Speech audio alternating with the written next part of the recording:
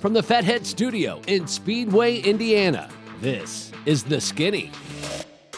Oh, there you are, sweet Jesus. Come back to Papa. The highs and lows, are just can be pretty brutal, that place. But, I think that's what is so fun about it is the challenges. I saw Will Power smack the wall out of 4 with 10 to go. He's still going. Dixon? No. Connor. Oh, Connor, yeah. Yeah, welcome back to the show. Yeah, Connor, and, you got to pick a direction, pal, and I'll stick with you. Oh, I don't know. You lose track about halfway through. I go to move when it's full of methanol. Both of them are full of methanol. Big bang. I turn around and the glasses are smoking. And he goes, whoa, good thing you gave me those, right? I'm Scott Dixon. I'm Antron Brown. Hey, I'm Ron Cap. I'm Connor Daly. I'm James Hinchcliffe. I'm Alexander Rossi, and this is The Skin.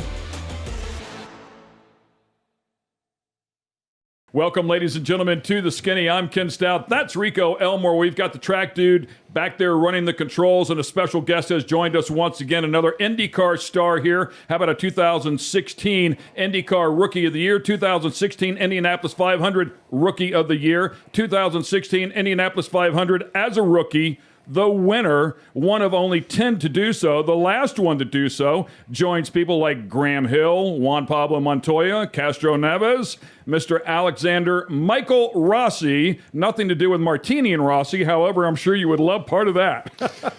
Wow. That was, so I have a podcast, and we need to take lessons from you, it would seem. That was a great introduction. Thank you. So thanks for having me. Yes, Martini and Rossi, I have reached out to them. Have you? Yes, they're not interested. Got to be related somewhere. They're not interested. I was hoping you'd bring a bottle of sparkling wine or something. That would have been cool. Yeah. Old man Rossi's boy. That's who owns that. Is it? Yeah. Old man Rossi, yep. Yeah. Cool stuff. I mean, boy, they've been associated with the industry for so long. Iconic cars. Absolutely. Right, yes, all along the way. Thanks, man. Thanks for taking the time. However, you just made a post and you were leaning against a building, pretty much insinuating that you had absolutely nothing to do. So that was a hell of a post. People don't realize I don't really control my Instagram. And so the last picture was an engagement photo in September. So my PR manager was like, you need to put something up. And I was like, do whatever you want. So she put up a picture of me looking like I just hung drywall, which is great. I don't know how to hang drywall, but there you go. I told these guys, I said, a question I've been wanting to incorporate into this show, but I always forget to do so, is to say, walk us through a day in the life of, in this case, Alexander Rossi, because, everybody thinks you just jet-setted to France and had lunch and probably played golf in Miami. And, sure. And reality is you probably got up, had some Pop-Tarts for breakfast, and went to Pit Fit and worked out, and then you watched Jeopardy at night. So walk us through a day. Well, you're close. I jet-setted to Fiji, actually. Oh, nice. I prefer their breakfast over French breakfast now. So, I get up, especially in the wintertime, because I can't ride outside a bike anymore because it's too damn cold in the state. I get up at like 5:30. I'm on the bike from 6 to 7:30. Then sometimes I have breakfast. Mostly it's just excessive amounts of coffee. And then I go to the gym. And then it's kind of either do whatever you want, or media interviews are kind of thrown in there, or like engineering conversations, depending on where we're at in the season. During the off season and my free time, like I fly airplanes, so a lot of my time's kind of consumed with that. And then kind of around 4 or 5, I start debating whether or not it's okay to have a beer on a Wednesday. Sometimes I think it is, sometimes I think it isn't. And then I have dinner and watch TV and hang out with my fiance, and there we go. So you said you fly planes. What do you fly? So I actually just purchased a Piper Malibu. It's a single engine, 6-seater piston airplane. Kind of got the bug during COVID. I wanted to learn a new hobby, so I tried to learn how to play the guitar, and I couldn't figure it out. So then I switched to airplanes. The obvious choice. I mean, I can't do this one. Let's go do that one. Yeah, I mean, the organ, I was off on that, so I just went over here. What it really taught you was you had to go to an airplane, not necessarily a helicopter. I mean, right. Two different hands doing different things, the feet doing different things. Yes, absolutely. So I kind of started down that journey, and now I'm in the process of getting like commercial rating, because why not? And yeah, it's fun. So you actually got your license? Oh, yeah. You're breaking the trend. Yeah, that's wrong. Why? I mean, if you look at the old school Indy cars, I mean, even the Indy 500, they buy an airplane and don't. Get Absolutely. license. Yeah, no, I've heard those stories. Yeah. Uncle Bobby, I was talking to him one time. He was on the show, and he said he made enough money at Pikes Peak, and he said, so I bought a plane. I said, wow, so you're a pilot? Oh no, I never got my license. It's like, you just got in it and started going? Yeah, I just pulled it up, and it just said. I heard other stories of people who flew with him that didn't feel like it was that easy. So Robin Miller's telling a story. I heard of his hero, and he hopped in a plane. They had to go to Toledo, I think it was, to get an engine or something like that. And he said when he started it, he's sitting in the plane. He said when he started it, you know, he flips the prop over. Oh, that's right. And he had to run back in. Yeah, he flips the prop over to get it going. He said it's blowing all kinds of blue smoke out of it. He said, I figured we were going to die, but I was going to die with my hero, so it was okay. He hops in it. I don't think you can get away with that these days. And they're flying, and all of a sudden he dives down, and he says, what's that road sign say right there? And he says, 69. He says, okay, we're good. Back up in the area. He's flying by the interstates. I mean, yeah, they do teach you that in the beginning. They're like, if you lose all navigation, you still have to be able to like find your way home. Yeah, he said he took that to a whole new level. No radios, nothing. Yeah. Super cool. So we're getting the skinny here on this guy, Mr. Alex Rossi. We'll have more on him when we come back. Is he a country music fan? Really? And he's very good at some things, but as soon as he is outside, as soon as he is outside, there's a compliment in there somewhere. The Skinny is brought to you by Toyota. Toyota, let's go places. Lucas Oil. Lucas Oil, keep that engine alive. General Tire. General Tire delivers. And Fatheads Eyewear. Fatheads Eyewear, hardcore since '04. Welcome back to the Skinny. We're here in the Fatheads Eyewear Studio in Speedway, Indiana, just down the road from that place they called the Indianapolis Motor Speedway. Ken Stout and Michael Young, back behind the controls, wanted to talk about the special lineup that's going to happen at Iowa this year. I don't believe I was going to talk about it. I just brought it up, and then you chastised me. So the Iowa race, Hy-Vee bringing in, and last year we had a fantastic show. I think Alex actually went out and saw a couple of the bands play, but we have Carrie Underwood this year, Kenny Chesney, the Zach Brown Band, and Ed Sheeran. It's going to be a fantastic weekend in Iowa. So Zach Brown from McLaren's playing? with his band. His band even. So you got backstage tickets then. So. Do you want to know what's cool? Like, I really am excited to see whether or not Carrie Underwood is as hot in person as she appears to be. Really? On television. Yeah, I mean, she's a good-looking lady. Oh, no question. Right? Extremely talented. I'm going to try and get a meet and greet. That'd be nice. Yeah. That would be nice. Yeah, it'd be neat. She seems like a nice lady. Although, with that said, I heard that the favorite is Shania Twain. Well, yeah, but that's different. Yeah. Well, Shania for her, like... Different era? Her music. Like, I like Shania's music more than I like Carrie. I don't think I know a Carrie Underwood song. Well, Alex, just go down that road. How did the whole Shania Twain thing come to be? Because you were young when she was popular. That's a good point. I don't really know. Like, maybe my mom just listened. I don't know. She was uber popular, though. Yeah, I mean, she was a superstar. Yeah. I don't think it was until I discovered... And by the way, super cute. Oh, yeah. No, I know. I don't think it was until I discovered, the internet that I really realized how decent looking she was. And then music videos were a thing when I was growing up. So, like, I saw her on MTV probably, maybe, I don't know. Regardless, I've always kind of thought she was cool. And then... as my parting gift from Andretti at the end of the year in Laguna, Brian Herta was nice enough to reach out to one of his contacts or whatever in Los Angeles and got me a Shania Twain T-shirt that was signed by her, and it said, "Alex, you were always the one. Love, Shania." That's awesome. Pretty cool. He's got a cougar on his tail. I'll tell you what. A country star cougar. Yeah, man.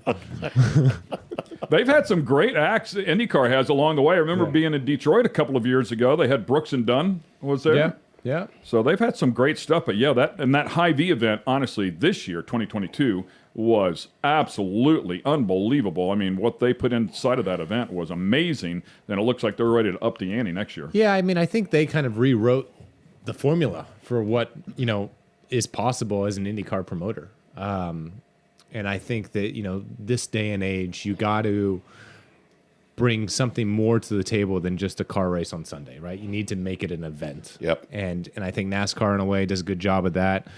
There's certain IndyCar races that certainly do a great job of that, but there's some other ones that we kind of lack and fall behind a little bit. So to get the diehards are always going to be there. The diehards will always be at Mid Ohio, Road America, whatever. But to get people out to your Iowa speedways, you need to give them another reason, right? So I think Hy-Vee has kind of proven that you can do it, and if you have the capital, you can do it really well.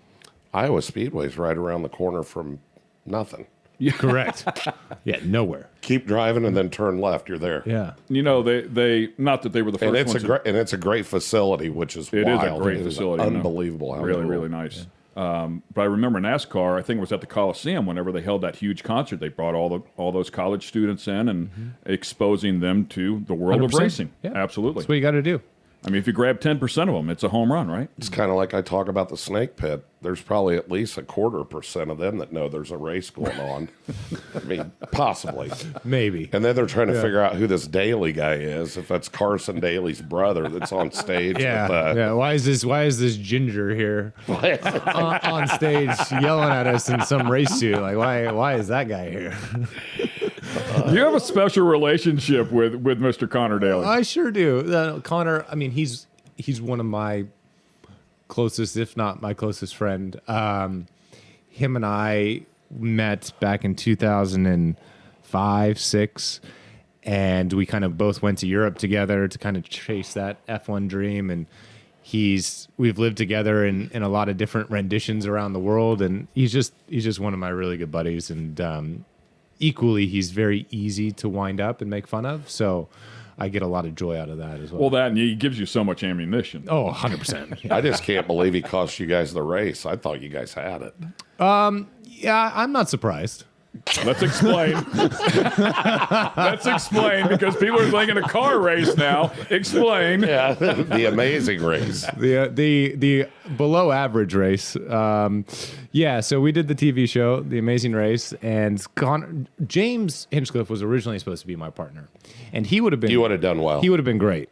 Not that Connor wasn't great, but James would have been like the next level. But the problem was two things. One, he had just done Dancing with the Stars, and so CBS didn't want ABC's like sloppy seconds. Okay.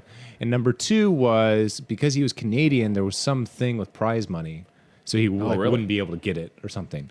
So the combination of those two things, they're like, nah, you need to find someone else. So Connor was the natural kind of Go to. And so we did the TV show. It was great. The problem was, and Connor will tell you this, like in certain situations, like his mind works in a very certain like realm, and he's very good at some things. But as soon as he is outside, as soon as he is There's outside, a compliment in there somewhere. as soon as he is outside of a box, like he struggles a little bit. And so I was also outside of that box and had no clue. So we were in Hong Kong. We were walking through these streets. It was 1 a.m. We both were completely clueless, to the point where they told us what the answer was. And I looked at the dude and was like, what? Like I still have a hard time struggling it. So, I do not trust you. so the problem was, if James had been there, I think he would have figured it out. But the problem was when I was stumped and Connor was stumped, like there was no one else. Blind leading the blind you person. guys needed 3 people. Well, no, I just think James would have, the way his mind is the opposite of mine. So he's very Good outside of the box. He's very imaginative in a lot of respects. So I think he would have solved the puzzle. That's why he was on Dancing with the Stars. He was amazing. He was something. He actually did a great job. He would have been in great shape for that race too if he was fresh off of that show. What's funny about that is you guys can talk to him about it, but like he'll openly admit he can't actually dance. But he just got so good at memorizing the routine because he's a competitive athlete, right? So he could figure out how to make his body move in a certain way. But the other thing is he's so good at being outgoing. Like he's an extroverted person. So it worked out for him. I mean, he still got beat by a 15-year-old girl, but aside from that, he did a good job. Not going down that road. Well, we're going to take a break right here before we get in any more trouble. Stay with us. We'll be back with more from this guy. Where it was.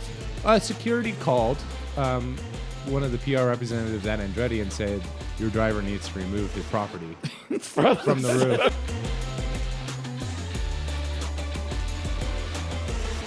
We're back here in the studio. Welcome to the Skinny. We have Alex Rossi on the set with us here today. Great show so far, and we're going to tee him up on some of the things that go on here during the Indianapolis 500. They have what they call an owner's driver's lot, and it's where all the drivers have their buses, owners as well, obviously. So, and the annex that go on there throughout the 2 weeks that they are there, really they're there for a month, counting the Grand Prix as well. So they're there for the better part of 4 weeks, but we were talking about some of the stuff that goes on there as you walked into the building today, but I'm telling you, I think we should get a sign that says, let the games begin, because you certainly have lived it. You've been part of it. We saw your golf cart up on cinder blocks and all 4 wheels and tires on top of the bus. Yeah. I mean, that was annoying. It wasn't a very good prank, though. That one was just inconvenient. And the problem that really pissed me off is that whoever did it, Connor and Colton, weren't close. Like they didn't they didn't pay attention, and so they stepped on solar panels that are on top of the bus and like actually broke stuff. So like that's what was annoying. Like the fact that the golf cart tires were up there is like, okay, haha, but like don't break. Clearly they can't dance either then. Yeah. So all the stuff that's gone on, you have certainly paid some of it back. Was it last year that we saw Connor in the hot tub with the... Yes, so Connor, we're going to talk about Connor a lot today. That's fine. So Connor had this grand idea because his hero, Thomas Schechter, at one point brought a hot tub into the bus lot. Okay. So Connor went and bought one of those, like, I think they're like $300 or $400, like Coleman portable hot tubs, and set it up. And I was just like the whole time, like to his face, being like, dude, that's going to get destroyed, right? There's no chance you're making it through the month. And so I started kind of thinking and brainstorming with some people. And at one point I was going to buy a bunch of fish and put them in there. But then I was like, oh, I don't want like animal control to get angry. And also like I was trying to be conscious of the fish. So I was going to have to drain all the water so that they weren't in chlorinated water. And like, yeah, they'd all be floating over there. I wanted to be nice to the fish. So I didn't do that. And then that was rejuvenated when someone was like, buy like 25 or 30 pounds of crawfish. Because then that was going to be the thing, because that would scare the crap out of him to have a bunch of little lobsters floating around. But then again, the whole water thing, so I didn't want to do that. And so I was sitting by my pool and brainstorming with Sage Karam, and he was like, his wife is a like a 2nd or 3rd grade teacher. And so she was like, have you heard of Orbeez? And I was like, no. And they're these little, like, they start out the size of like Nerds candy, right? And you put them in water and they absorb the water and they get up to the size of like marbles. And kids like make arts and crafts with them or whatever. And so while we were at the pool, I ordered, I think it was 7 million Orbeez on Amazon and spent That's a number. I spent like $600 or $700 on these Orbeez, and got them all and put them in a massive like Tupperware container. And I was going to ride my bike at the Speedway one morning, and so Sage and I just loaded the truck up with this Tupperware thing, backed the truck up against my bus. It was still like 6:45, 7 in the morning, and all you had to do was take the lid off the hot tub and just dump them in, and then they would do the rest. And so it was 30 seconds in and out. And later that day, the best part of it was this was just complete coincidence. And this was before Connor had a girlfriend that he does have now. But he was showing some people the hot tub, right? And so someone was recording and he took the lid off, and like he had the reaction, and then it panned to like his guest that he was kind of like showing his hot tub to. And it was the most priceless thing, because not only did we pull it off without anyone knowing about it, but also we were able to somehow capture his reaction. And the best part was Sage and I were able to start the rumor that there was like no way this is someone that doesn't have kids. Like it has to be, because who the hell knows what Orbeez are? It's the best part of the prank is to spin it on somebody else. So it's got to be Will. It's got to be Ed Carpenter, his boss, right? So it actually, the heat was off of us for a while. And then during the banquet at the end of the month, Connor was up there and someone asked him about the hot tub. And so while he was up there, I tweeted the picture of Sage and I filling the hot tub.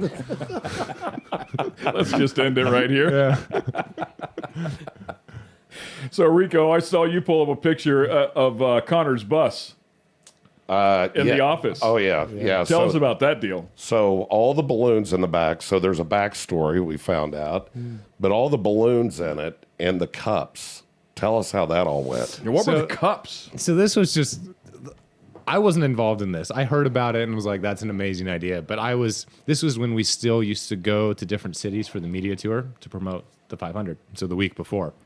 And so Connor and I were in New York, and basically someone broke into his bus and purchased a helium whatever cylinder and then also had an air compressor. So what they did was they brought all of this into his bus and filled his entire bus with balloons of different sizes, and some floated and some didn't because helium air, right? And they were all so big that you couldn't get them out the door. So the trick to that was making sure that they were filled with confetti as well, so you couldn't even pop them without completely destroying your bus. So they went to a lot of effort and spent a lot of time doing that. And I think the cups were there just to make it even more difficult to walk around. Yeah, I mean, if you're going to do a prank, you've got to think about it for a minute. 100%. Yeah. I thought about getting, well, I'm actually not going to tell you what I'm going to do to Connor this year. But there was at one point last year where, or maybe it was 2 years ago, I knew where he was going to dinner. I knew that he was so paranoid about his bus that he was like locking it and hiding the keys somewhere. So I figured he was putting them in his Tahoe. So I knew he was at dinner at Prime 47. I paid off the valet guy to give me the keys to his car and ran to his car, unlocked his Tahoe, and like was tearing the thing apart trying to find the keys. Apparently they were on his person the whole time because he was so freaked out about it. But my plan was to take his keys, drive back to Speedway, unplug his bus, put the slides in, and drive it out. Can we talk about the scooter that went to the top? Yeah. So no fear. There's some video of that. I'm not gonna describe everyone that was involved because I don't know if they want their names associated with it, but it was definitely Colton and I, plus a couple others, that took Roma's electric bird scooter thing and went into the pagoda at like 11 o'clock at night and climbed to the very top and got onto the roof and then continued climbing to like the very, very top, where like security patrols or keeps an eye on the area, and left his scooter where the there. snipers hang out. Yeah.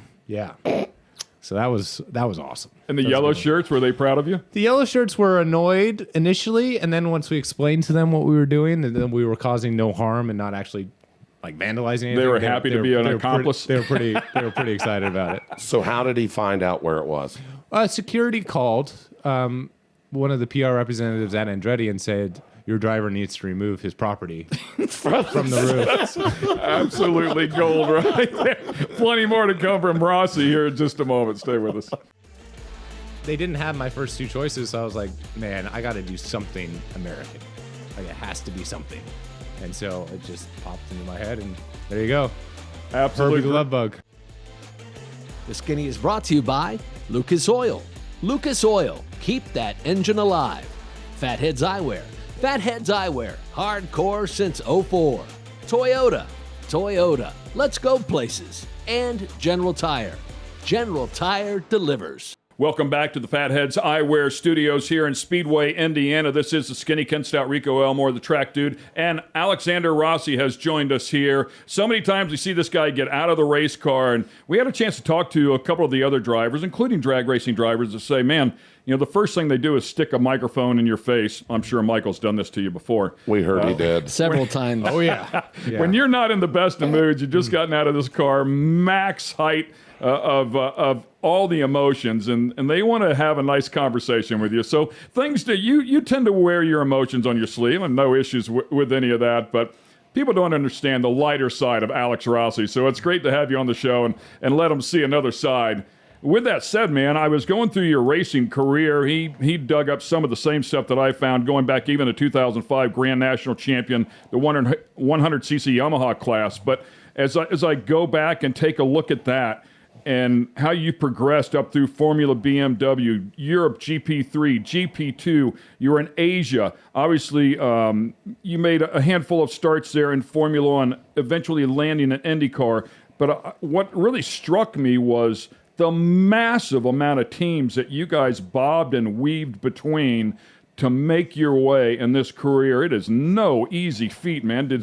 Are you astonished when you look back at it? Yeah, I mean, you gotta kind of remind yourself every once in a while to pause and look back, because it's hard in the moment, right? You're always thinking about the future and trying to get better and what the next thing's going to be and everything. But yes, I mean, when you look at what really my father was able to accomplish, and really my whole family. This started out as a family thing. My mom was involved. My grandmother was involved. My dad was a landscape contractor by trade that kind of figured out how to work on my go-kart. And then for a period of time when I was going to do the transition to race cars, he actually did a racing school so that he would be able to better understand like my transition that I would be going through at 13. And just very involved. Like, I was an only child, am an only child, and my dad lost his father at a pretty young age. So I think there was a lot of like, he wanted to make sure that I had the best opportunity to chase after my dream. So what I'm getting to with that is, my dad wasn't a racer. I didn't come from a racing family, and him and I decided we were going to go take on Europe, right? And we didn't have corporate support. We weren't a part of a Red Bull program that was, at a time looking for the next American driver. It was Pete and Alex. Like, we were there doing it. And what he was able to accomplish and pull off in terms of making sure that every year, not only I was racing, but racing with a competitive team and managing all the politics and BS that go along with European motorsports, to the point where I actually was contracted to 2 different Formula One teams, is an amazing thing. And like, I have so much thankfulness in my heart that I had someone like him that was able to kind of go do that. Because for sure, me just being Alex and winning a couple races a year, like, that's not going to get it done. That's not good enough. So that's absolutely amazing. Yeah, that's amazing. I mean, Rico knows the story. We've mentioned it a couple times on here. I mean, I dug as hard as I knew how. My son has talent. He's a good driver. I had contacts in this industry from my job, and I couldn't make it happen. I just couldn't. I couldn't get him there. So to hear what your father did, to pull together, he's clearly a brilliant businessman. Yeah. He knew what he had to do. Mm-hmm. Took a look at the landscape. By the way, all that politics and BS isn't secluded just to Europe. Right.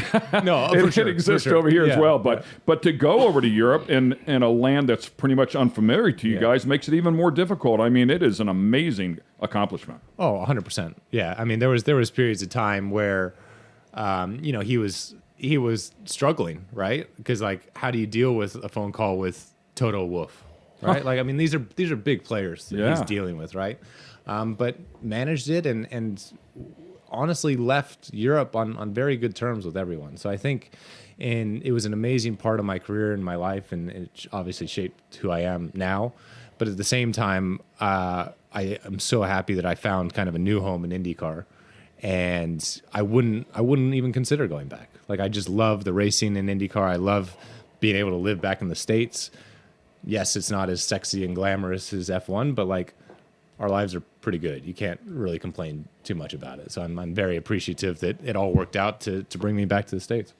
We were going to have you on the show here, and I told Michael, I said, I'm a little concerned, man. I mean, he's just so quiet. I don't know if he's going to be a good interview. So I started doing some, Michael says, oh, yeah, he's going to be fine, man. You get him away from the racetrack, he's great.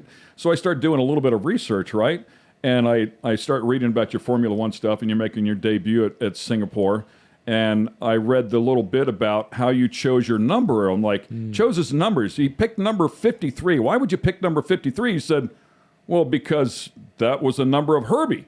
I'm like, no, not that Herbie. Sure enough, Herbie the Love Bug. I'm like, this guy does have a sense of humor. Hell yeah. So it wasn't my first choice, but they didn't have my first 2 choices. So I was like, man, I got to do something American. Like, it has to be something. And so it just popped into my head, and there you go. Absolutely. Herbie the Love Bug. Great stuff for sure. Hey, stick with us. When we come back, we're going to dig into his 2016 Indianapolis 500 win. It was done a little bit differently than you might expect. Pitting's not working for us, so we should just try and not. Just let's do that. How do we do that one? Yeah.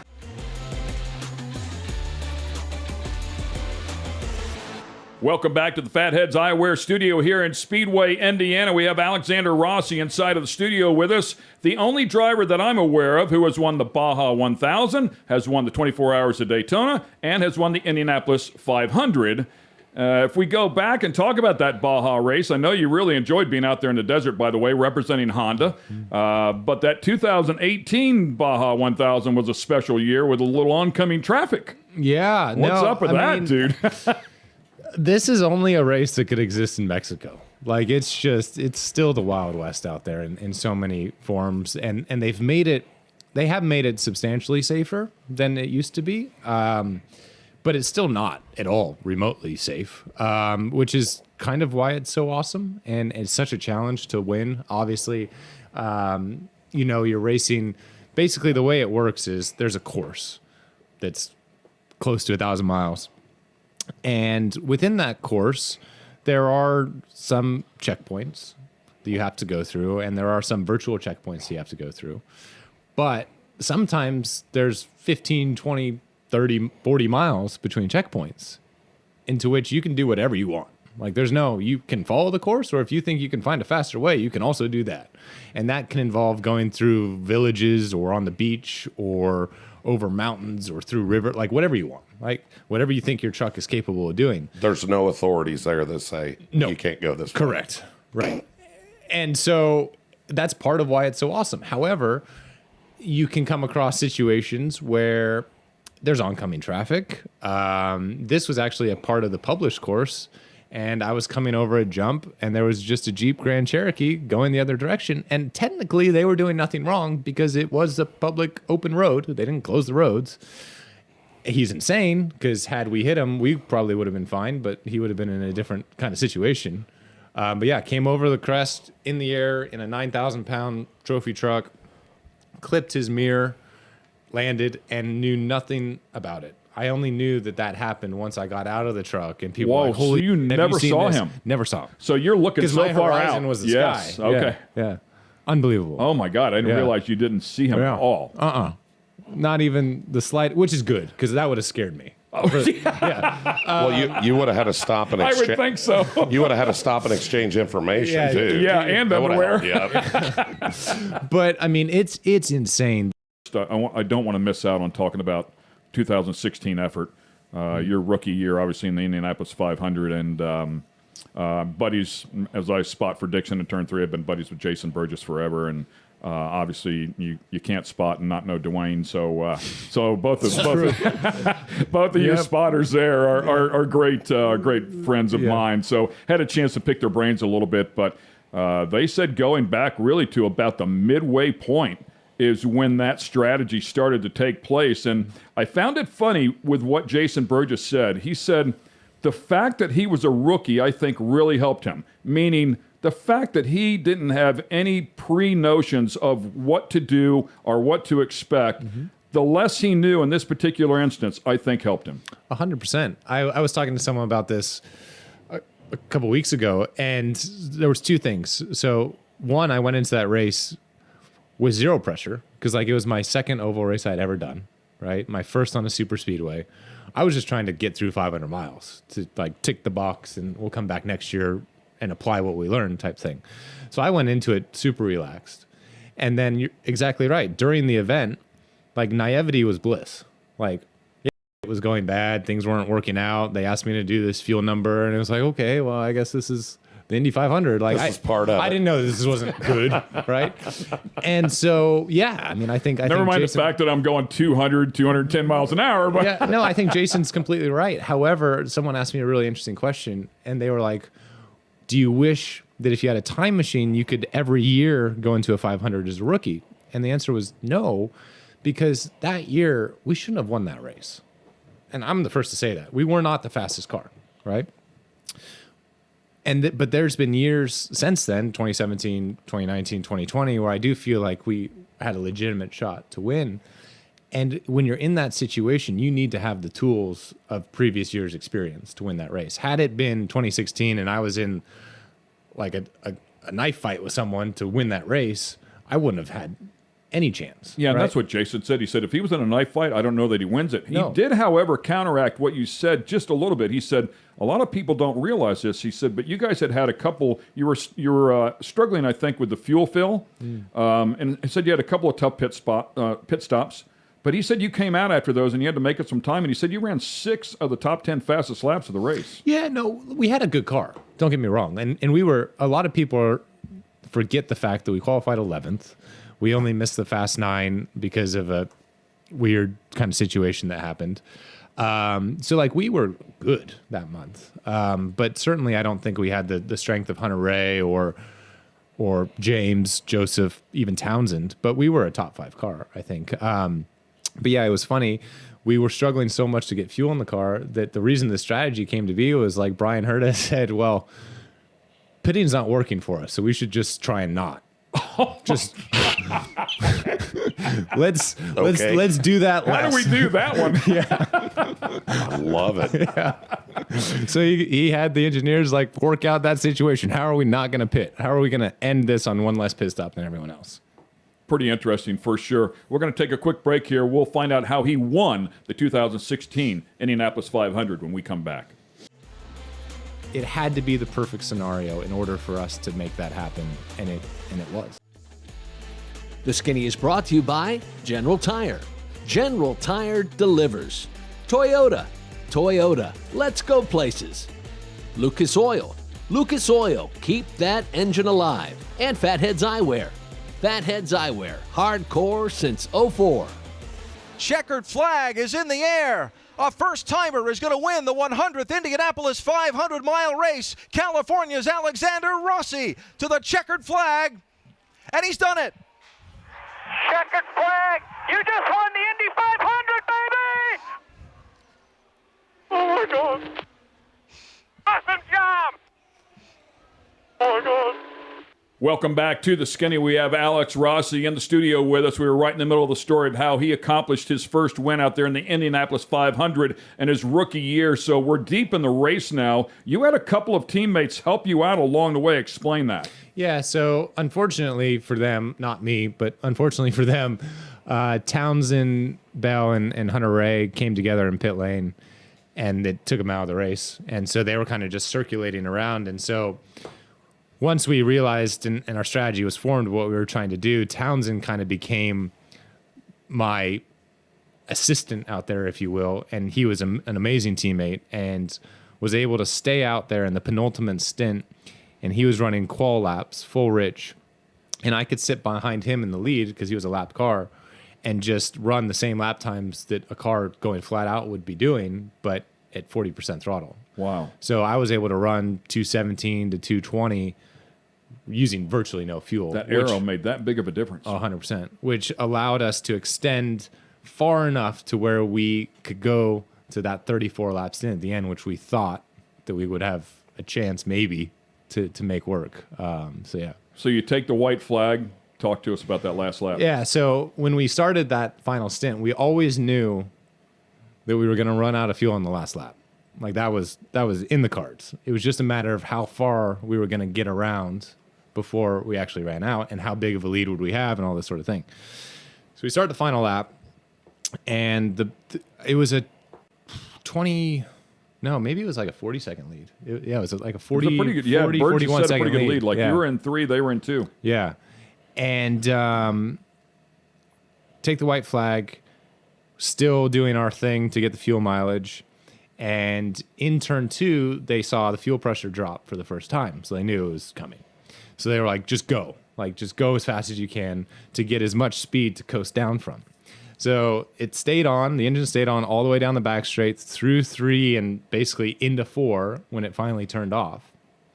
And so we started the last lap with a 41 second lead and crossed the line with a 4-second lead.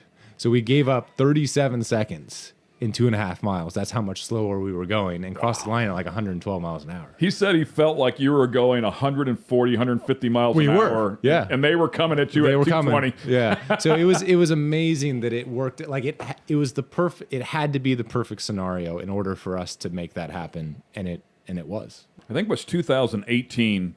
You started 32nd, worked your way up to 4th. I was in turn 1 on Carlos Munoz that year for Andretti.